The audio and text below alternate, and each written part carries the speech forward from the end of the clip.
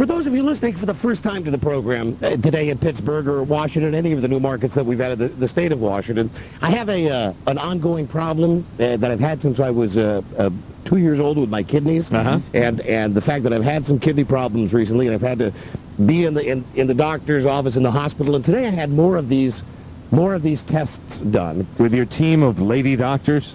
Yes, today all of the doctors who administered the tests were of the female variety. Kind of makes you want to go in, even if you don't need to. Never even thought about what a pleasurable experience it would be. I'm sitting on the, anyway, this is why I'm going to be a little sore squeezing out our new affiliate. I know, I want you to take it easy here be because, we don't want anything nasty happening in here. Fortunately, I have lots of experience. I spent 3 hours this morning sitting on a cold, hard table, much like I will have to now to deliver this baby. Yeah, and of course, please put your feet up in the stirrups. These gals, though, these doctor gals, fantastic. Not only did they talk to me and help me and really do a great job of administering the test that had to be done today. Right. Even when they had one IV, they had an IV going in. I told them when I got there, I said, my veins are very hard to find. Although I am a very vain person, it's very tough to find the veins in my arm. One of the procedures today was to put a dye, shoot this dye in your veins, and then they take like a CAT scan of your bladder and your kidney. They look at all your internal organs. Right. So I tell her that I got tough veins to find. She says, no problem. So what they're doing is they've got a big jar, an IV, and they're putting it in the arm. Right. And I'm just laying there and I'm looking at the ceiling and I'm talking with this gal about the movie Twister, which, as it turns out, we had both seen over the weekend. Right. So we're talking, and all of a sudden she looks at my arm and she says, "Are you feeling any discomfort?" Now, keep in mind that I have the world's lowest threshold for pain. Yeah, you'll scream, if somebody pulls a hair out. Right, and I do, and I have. When I plug my eyebrows, I scream like a girl. When you get ready to do the show and you're plucking your eyebrows and doing your nails. So I said to her, "No, it feels fine." She says, "Well, take a look." And I look, and my bicep looks like Popeye's bicep. All of a sudden. And what has happened is they didn't really hit the vein. And they put about 100 milligrams of whatever this solution is. Oh, no. And it was just like kind of sitting there, building up, sitting underneath my arm. And if you didn't feel it then, you felt it after they showed you. Yeah, so that was the worst. That was a panic. Yeah. So anyway, so these gals were great. The doctor women, I won't call them gal, I won't call them lady folk, the women, what they did was they manipulated it. They made it feel better. Did they now? Yes, they did. With hot compresses. No, not like that? Not like that, Mike. With warm compresses. And they got done with all of this, and they said, now, here's what we need. We need you to go in the other room. Right. Go to the bathroom. Then you need to get back on the table so that we can take another picture. The stainless steel table. Right. And I said, okay. She says, now, keep in mind you've had these IVs in you for 2 hours. Right. She says, you might be a little lightheaded. She says, so I swing my legs around to the side, and I'm sitting on the side of the table, and she says, how do you feel? And I said, I am fine, okay? I'll go to the bathroom, and then I can get out of here. It's like I've been here for 2.5 hours. She says, I swear to God, she said, sometimes people are dizzy. Yeah. I said, not me. I'm fine, really. I'm sitting, I'm fine. She goes, okay. I get up, I take one step, and whoa! I'm down on the floor. Absolutely on the floor. ouch. But fortunately, I was not wearing the outfit that you normally have to wear in that situation, which is the standard one-piece gown where your butt hangs out. Everything is left in the back. And if that had been the case, and these guys really would have gotten a show, they would have gotten a good look at my Harry Valentine. What saved me was the fact that I had noticed some spare scrubs in the corner. Now, scrubs are what surgeons wear, right? Yeah, when I was getting dressed. Now, not even these doctors were wearing the scrubs. Right. These doctors, they were wearing, the lab coats, and they had the doctor suits on. Scrubs are the outfit that tells everyone you've just come out of surgery and you are the doctor. Thank you. That's exactly it. That's right. The reason that these gals are not able to see my Harry Valentine was because I had on scrubs. And so, anyway, to make a long story even longer, we got through the whole procedure, and I'm wearing the scrubs, because when we originally had got there this morning, I said, I love wearing those. So I wore those when my son was born 11 years ago. She says, really? Why do you like wearing them? And I said, well, I got a thing with uniforms. I like uniforms. I like, they're nice. They're flexible. They're breathy. She said, well, go ahead. Put them on then. She let you have the scrubs. If it'll make you happy, put them on. Did you keep them? No, they took them back. Ah, okay. They took them back, and I think they took them back in part because when I was done with my appointment, Right. after I had fallen down and everything, all the tests were done, instead of going right back to the changing room Yeah. to put my everyday civilian clothes on, Uh-huh. I started walking up and down the hallways a little bit. You made rounds. And, yes, and that's exactly what I called them. I picked up a clipboard. Dr. Oh, Geronimo. A clipboard that just had, like, somebody's lunch order written on it or something. Wouldn't this be the second or third or maybe even fourth time you've impersonated a doctor? I have never given advice. Here's all I did. I simply walked. I did this, going up and down the hallway. And it's like anything. If you look like you belong, Right. nobody challenges Right. you. To all of you psychos out there thinking about breaking into a government installation, look like you belong and you're going to have it made. It's confidence. That's the name of the game. Right. So I'm walking up and down the hall, and only in one case did I hear a TV on in the room, which caught my I stuck my head in. I said, "Hey, how's it going in here today?" You're like a trained dog when you hear a TV. You cock your head to the right and you follow the sound. There's a guy who's really sick. Okay, Uh-huh. the guy's in bed and he's just laying there and he's watching TV. And I said, "Hey, how you doing today?" And he said, "Oh, not so good, not so great. Are you the guy I saw before?" And I said, "No, this is Which instantaneously confirms that he thinks you're the I'm the doctor. doctor. Now Yeah, you're in. yeah. Now you're flying. Now you're in heaven. I said, "No," and I told him the truth. I said, "No, I got here about 9 o'clock this morning. I take it back. I said, I came on at 9 o'clock this morning." Yeah. I said, "Can I get you anything? Do you need any water or anything?" "That would be nice." I said, "All right, I'll go tell the nurse. You have a nice day now." Now, did you tell the nurse? Yes. You did? As I walked by, I said, incidentally, the man in room 17, he's thirsty. He'd like something to drink. Did the nurse say thank you, doctor? No, she just said, "Go change your clothes." Yeah. That's what she said. Go change. Why are you wearing those surgeon's clothes? Change your clothes. Stop impersonating doctors. So anyway, I've got all that medical crap behind me, at least for a couple of more days, and it's going to be tough squeezing out this suburban Pittsburgh station. Well, I want you to take it easy. We've got Yeah. plenty of boiling water here. Whew. Come on, take some deep breaths. Whew. Buzz, you have the towel? Towels are ready. All right, here we go. No, All don't right. strain too much. Not too much. You've given birth before. Oh, this is not easy. Mike, you might have to reach in and pull it out. I don't like to do that, but I see It's the coming out backwards. Oh man, let me get Coming in out there. backwards. Get in there. Here it is. Here it is. Yeah. Look at that new station. Covered with that baby foam and goo, Oh, that's so cute. Look at that cute little Pennsylvania baby. just like in the movie City Slickers. Oh, that's When they terrific. go in for that calf. The calf comes out. Just like in Ace Ventura 2. That's right. When he comes out of the butt of the rhino, or whatever it was. Here you go. It's WESA in Charleroi, which Charleroi. is 20 minutes from Pittsburgh. Okay. The FM gets into Pittsburgh, the AM doesn't, which is why we're on the AM to begin with. It's okay. So we're in a suburb of Pittsburgh. It's okay. We'll make the town. We'll make the town turn upside down. plant the town road, Don. Yes, we will. So, welcome to the network, and thank you, WSEA, for joining our happy show. One more thing about the network and our radio show before we get to the weekend, and then all the rest of the stuff coming on the show. Yes. Well, remind me after we read this item from the Sacramento Bee, and after we talk about our weekends, ask me about Scott the Dwarf, and ask me about the incredible argument that he wanted me to get into it with today about Pamela Anderson. Is Scott arguing with you too? I wouldn't call it arguing. I call it spirited debating. He seems to. That's his new tact, I think. He seems loves to be a good debate. He likes to argue. Yeah. Yeah, well, Yeah. he tried to get. I believe I won the argument, but he's Right. feisty. Yes, He's feisty. yes, He's he is. very And the feisty. subject would be Pamela Anderson, Pamela Lee Anderson. Really? Yes. But before any of that, remember last week we mentioned that in the Sacramento Bee, the doofus who writes the radio column wrote that the ratings for our station, KHTK, were up, and the ratings for our time slot were up, but didn't write anything about us and wrote about another DJ on the station. And, we had a meltdown on the air about it, but I think compared to other meltdowns, that it was a pretty civil meltdown. So we got this article that was written about us but not written about us in the Sacramento Bee, and we pitched a major fit. And the people at KHTK said, "Listen, we will get the guy from the newspaper, the Radiocom, to write a retraction." Good. Well, it never happened Right. until Saturday.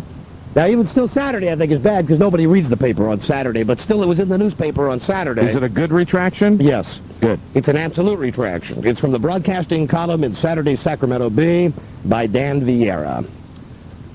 Having acquired hour-by-hour ratings for radio's winter 1996 Arbitron report, we now know that the success of the Don and Mike show is what's behind Hot Talk KHTK's big audience share increase weekdays from 10 a.m. to 3 p.m. Right. That's telling it like it is. The funny, often raunchy, nationally syndicated program hosted by Don Geronimo and Mike O'Mara is heard from noon till 4 weekdays on Hot Talk.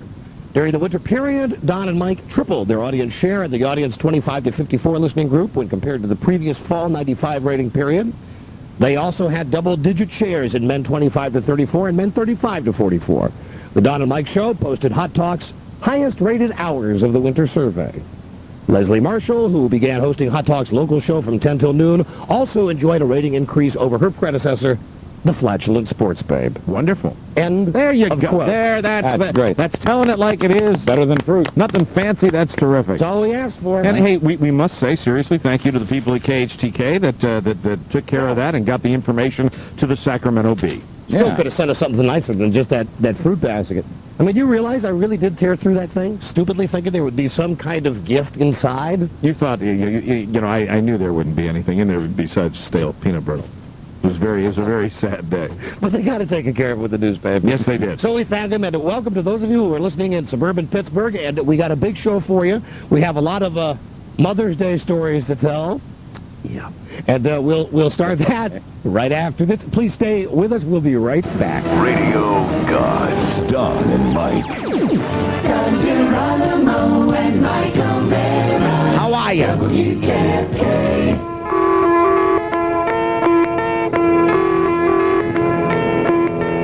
It's like a daily 4-hour bender with no hangover.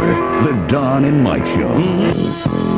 Thank you, Paul Turner, my big bald friend.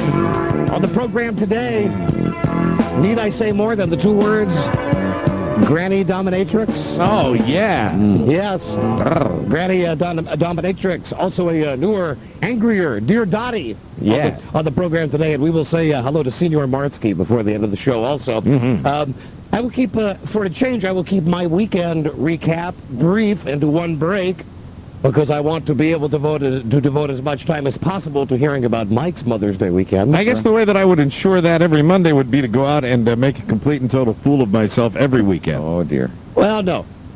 That's not just the step that's given you this highlighted persona on today's It program. would be the physical violence that was involved in my weekend. No. Bingo. There you go. Yeah. That okay. Oh, Just dear. so I know, if I do that, so if I want more airtime on Monday, Punch more guys. More fist fights. So, listen, my weekend was violence-free. good, very good. Got through Friday's show after being at school with Bart all day on Friday, Yes. and you heard all about that. Got home and got the great news that Bart had a tennis match on Saturday morning at 8 a.m. Oh, lovely. So we got up and we went to that, and we did all the regular crap that families do on the weekend. All of this in preparation for the Saturday night, once every 5 year, because our contract is coming up for renegotiation, dinner with Ken Stevens. Ya-da-da-da-da-ya-da-da-da. The guy who has his picture with the skull and the crossbones on the iodine bottle might as well have walked in our door. Yellow. Not only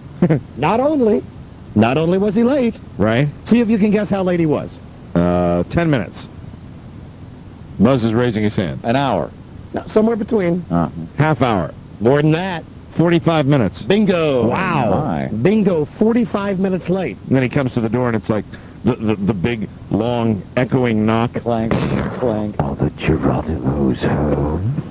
You know, and how can you say something? Now, if it had been anybody else, if it wasn't my boss, anybody else, as soon as I had opened the door, I'd say, listen, hold on. 6:30 means maybe 6:35, Right? maybe 6:40, not 7:15. 7:15, after 7 o'clock, you're thinking you're Yeah. stood up. Can I tell you something? My peach margaritas went to poop, Oh, no.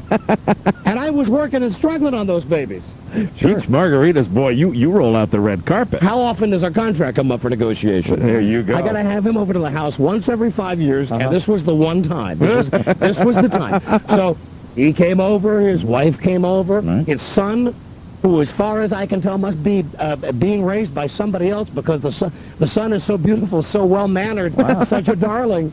Really, that there is no, I know he was calling Ken Daddy, Right? but there's no way that That had to be some kind of hypnosis going. We call him Dr. Kevorkian around the station. Guy who loves putting on his black hood and his executioner's coat when it's time to fire somebody. See if you could picture this.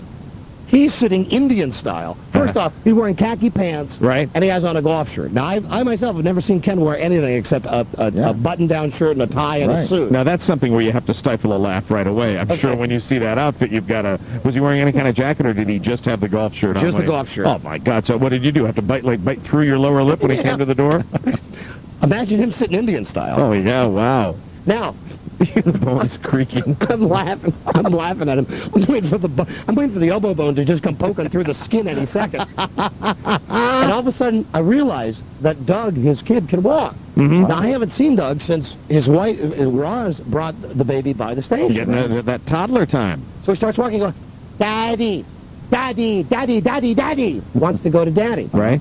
Now, I'm stuck because on one hand, it's really moving, and it's actually quite touching to see the little guy love his dad like this. Right. Sure. But on the other hand, it's the evil Darth Vader-like Ken Stevens that I'm looking at, and he's sitting there Indian style, and his kid comes to him, and Ken puts his arms out like this. Yeah, it's very uncomfortable for and you to then- see him in a human way. Daddy.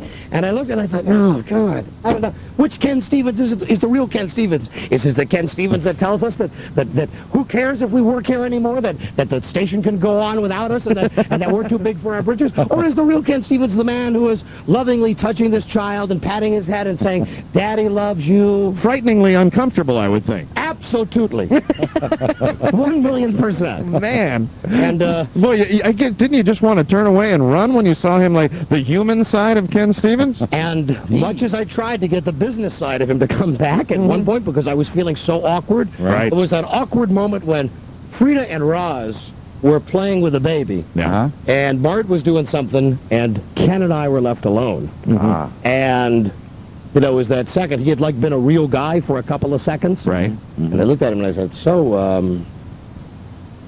ooh, man, those Bulls. God, those Bulls today. Did you see that Bulls game, Ken? Oh, you got to shake it off. It's so uncomfortable. And he tried. He tried for a while. Yes. He said, you know, in that very conversational way that Ken has, we had about a 3-word discussion about the Chicago Bulls. Then he wanted to talk a little bit about Infinity Broadcasting. And then I said, you know what I said? I said, I think it'd be best if we didn't talk biz. Let's just make this social. Keeping in mind, of course, the whole reason he's there is business to begin with. Of course. Yeah, I mean, that's the bottom line. He's the boss. You're having the boss over. Right. So it went okay. I guess they stayed a little late for my taste. Oh God. Now, I am not one who can hide it. Yes, I know. When A, I am tired. Sure. And B, when I am ready for somebody to go home, even if it is the boss and the vice president of Infinity Broadcasting. But since it is the boss, you can't simply say, leave now. And I did not. Good. As I have done Good for you. to both of you fellas many times. I didn't. They finally got the message, though, when they realized that it was just really a 3-way conversation. Ken, Roz, Frida. Right? Frida, Ken, Roz. Roz, Frida, Ken. Yeah. Frida, Ken, Roz. What's missing? Me sitting at the end of the table with Sucking your thumb. with my head over my shoulder. God, please, I can go. Please, it's 10 o'clock. Go. So I can relax and be normal again. So The boss is in the house. weird to say the least. Oh, man, I can imagine. Weird to say the least. So we make it through Saturday. Now we get up Sunday. We had a wonderful Sunday brunch. Took Frida out for a little brunch action. Both Bart and I took care of Frida yesterday. Realized not only is she a great mom, a great wife, we love her very much, and we wanted to make sure that she knew so. So we went out to brunch, and then because I am the big guy, Yes? we shelled out the $4.50 each to go see Twister. Wow. Oh, man. That's right. You know, I knew you were going to go see it, and I just had a feeling you were going to come back with a bad review. Now, if we had gone after 6, it would have been $7 each. Right. So we went. Now, keep in mind, we went to the 1 o'clock show coming right off the brunch when we were all wearing our fancy clothes. Sure. Ah. And first off, you feel out of place going into a movie theater. At least I do, wearing a suit and a tie. Right. Because everybody else there was dressed casually. It was a Sunday. It's Mother's Day. They're there to see the movie Twister. I will tell you this. If you like Jurassic Park, you'll probably like it. Okay. If you've seen the trailers for this movie, you're probably going to like it. However, if you want any semblance of a plot at all, Yeah. Forget it. Okay, so if you're going to see this movie just because you want to see the Twisters, I checked my watch 21 minutes into it. really? That was the first sign to me. Movie started at 1 o'clock. The actual movie itself started at 10 after 1, and I checked my watch because I was bored for the first time at 1:31. Wow. The watch check, that is usually the kiss of death. Went to the bathroom a couple of times, even had some talkers behind us. Really? But because I was so bored with the movie, Yeah. I didn't care. What about the special effects? What about the tornado effects? Was it worthwhile? Well, now here's where I think I'm going to be different than everybody else. Right. It's nothing that once you've seen something like Star Wars or Jurassic Park or True Lies, Yeah. you pretty much have seen everything. Sure. Yeah. You know, to see a truck fly through the air is no big deal. I did laugh when the cows flew through the air. Now, I will give them thumbs up on that. That was your one bright moment in the movie. That was the one moment of true joy. And there's lots of Helen Hunt in the movie. Uh-huh. And I want to say this, and don't take this the wrong way. Maybe there's too much Helen Hunt in the movie. I knew it. There's a couple of scenes, and I don't mean just too much of Helen Hunt, the actress. Right. But I mean a couple of times when it's just her face on screen, like for 10 minutes. Close up on the big screen. It's Yeah. the first time you've seen her not on the magic box. Yeah. Yeah, it's something's missing. Yeah. Something's missing. I don't know if it's the There you go. lighting or... And I realize... Paul Reiser. Well, I realize she's... Yeah. I realize she's playing a woman who's in a tornado. Right. So I don't expect her to look like she's in her Sunday best. It's not really fixed up that nicely then, huh? But I don't know. And the guy who was the co-star is the guy who was the guy who had the affair with Jamie Lee Curtis in the movie True Lies. The guy that was the car salesman. And that I think is his role. I don't think he should be a leading man. I don't think he's got the star quality He that's thinks he does. necessary. Have you seen him interviewed? He thinks he does. As a matter of fact, he thinks he's Mr. He said, you know, I wanted to do an action-adventure thing, and this had it, and that's why I chose to do this. Like he made the decision. Like he wasn't jumping up and down when they came to him and said, we want you to be in Twister. I mean, you know, he just seems to be a little out of touch with reality. I don't know, and it seemed to me in a couple of scenes at least, I know that they spent tons of money on this movie, but you know how sometimes when you're watching the weather on TV, Right. and you got the guy, and when the guy's putting his hand over the map, when his hand gets towards California, that you see half of his hand, and The chroma key. half of his hand turns blue, and he has the little fuzzy edges around the top of his head. Look like that a little bit. Look like that in some of the scenes, I thought. Boo. Kind of, but now again, I'm comparing it to the only other movie that's had really great special effects, Jurassic Park. Now, Jurassic Park, well, that's a good measuring stick because it's the same people that did these. But it's not as good as Jurassic Park. Okay. Not quite as good. But please go see it on your own. I know everybody will. I don't think I'm ruining any part of the plot. Nope. I didn't tell anybody who gets killed. Yeah, everybody knows cows fly through the air. That's all I want to tell you. Not as great as you would expect. Okay. So that's the review of Twister, and maybe Helen Hunt's gone down a couple of scales on my top 20 honey hotline, whatever the hell I'm calling that thing. Donnie's Honeys. And then we got back home, and I enjoyed that Bulls game yesterday. That's the one they pulled out in the last second, right? But I maintain that coach. I could coach that team. The Zen Master, Phil Jackson. that Poindexter. I'd just like to point out that yesterday when Michael Jordan had to come out of the game Yeah. with 3 fouls, that's when the Bulls ended up going behind like by 17 points. When the real coach wasn't out there playing the The game. field general. Yeah, although Rodman had a good game yesterday. They actually made Rodman the focal point because Michael Jordan was out because of foul problems and Scottie Pippen was off his game. So they made Dennis Rodman the go-to guy. What was his hair color yesterday? His hair color was yellow. Yellow. If you had to choose right now between him and Helen Hunt, how would that go? I'd still be Mrs. Rodman. There you go. I'd rather be Mr. Rodman than be Mr. Hunt any day. I think that speaks volumes, Don. And then the weekend ended. For me, of course, weekend goes all the way through Monday morning. Right. This morning, 5:30. I'm up. I'm ready for the trainer to come over. Right. I get up. I'm kind of in that fog when you're very tired when the alarm goes off. And I get up and I get out of bed and I go over and I'm sitting on a little ottoman and I'm putting my shoes and my socks on and I get up and I sit back down. And nothing else, incidentally. I should mention that is your around the house early morning outfit. Simply shoes, hard shoes and socks. So yeah, I'm wearing that outfit. Right. And I go to sit down again for a second because I go, oh, it's only 5:35. I have 10 minutes till Kurt's going to get here. I sat down, and I swear to God, I will pull down my pants and show you. I sat on a bee, Ow. and a bee stung me On your butt?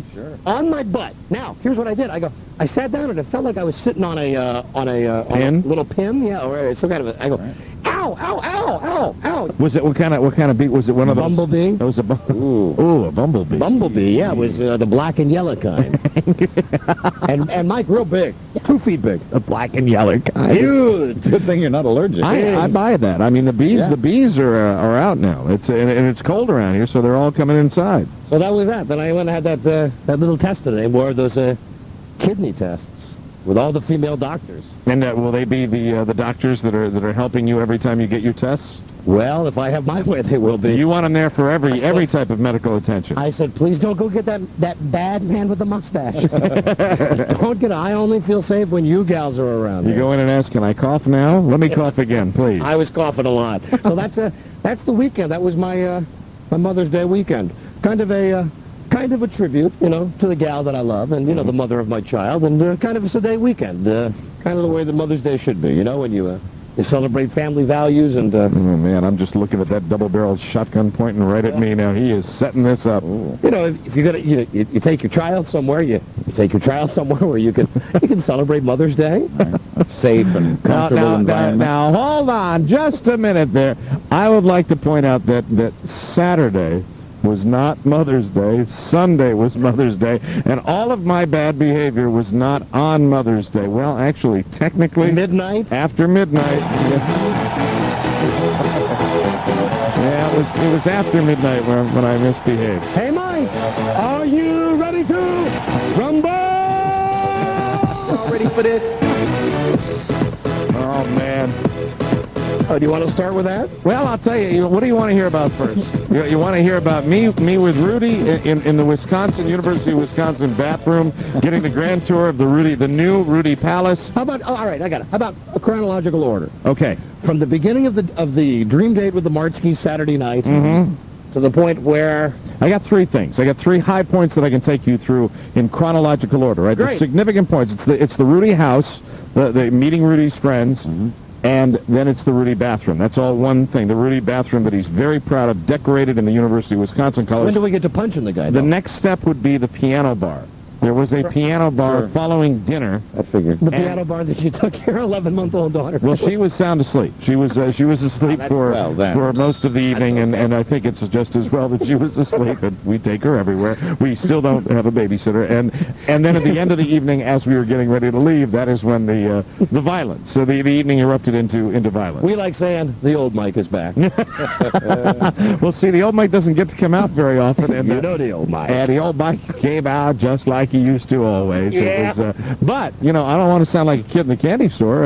He started he it. started it, All right. but he did. He started it. Stay right there. We'll be right back. Self-defense. This is the Don and Mike Show. Two grown men who can't get enough of each other.